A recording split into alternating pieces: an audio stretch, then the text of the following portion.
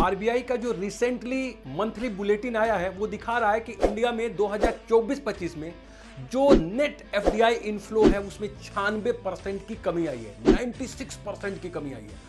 दोस्तों आपको मैं बताऊं कि 2024-25 में जो नेट एफडीआई इनफ्लो है वो सिर्फ $353 मिलियन है, जबकि ये पिछले साल $10 बिलियन था। जब मैं बात करता हूं नेट एफडीआई तो इसका मतलब है कि ग्रॉस एफडीआई इनफ्लो कितना हुआ है और उसमें से अगर जो फॉरेन कंपनियां हैं जो रिपेट्रिएशन की हैं, मतलब जो एफडीआई अपने वहां लेके गई हैं, प्लस इंडियन कंपनी ने कितना बाहर आउटवर्ड एफडीआई किया उसको सब्सट्रैक्ट किया गया। आपको मैं बताऊं पिछले 2 दशकों में 20 साल में इतनी कम नेट एफडीआई इनफ्लो इंडिया कभी नहीं रहा है।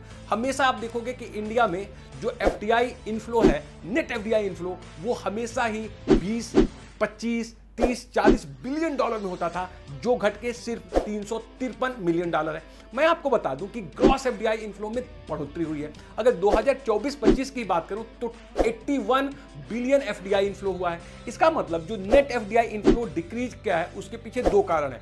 एक तो यह है कि जो फॉरेन कंपनियां हैं जो यहां पर इन्वेस्टमेंट करी हैं वो बहुत बड़े पैमाने में अपने पैसे को यहां से रिपेट्रिएट मतलब बाहर भेजी है, प्लस भारतीय कंपनियों ने भी बहुत ज्यादा लगभग 75% ज्यादा विदेशी देशों में एफडीआई को आउटवर्ड किया है। तो कुल मिला जुला के यहां से जो एफडीआई इनफ्लो हुआ है वो तो हुआ है, बट आउटफ्लो भी बहुत ज्यादा हुआ है। इसलिए जो दोनों का अगर आप देखोगे प्रभाव है वो न्यूट्रलाइज हो चुका है।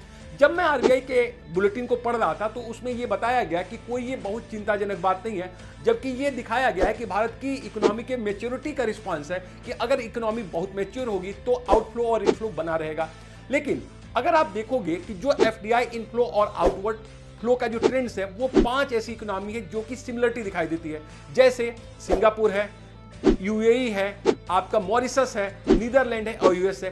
ये बहुत ज्यादा एफडीआई इनफ्लो, लगभग 60% यही एफडीआई इनफ्लो हो रहा है और इन्हीं 5 कंट्री में एफडीआई का आउटफ्लो भी हो रहा है। और जो हमारे सेक्टर हैं जिसमें एफडीआई इनफ्लो और आउटफ्लो हो रहा है उसमें मैन्युफैक्चरिंग, फाइनेंशियल, एनर्जी, इलेक्ट्रिसिटी और कम्युनिकेशन बड़े सेक्टर हैं।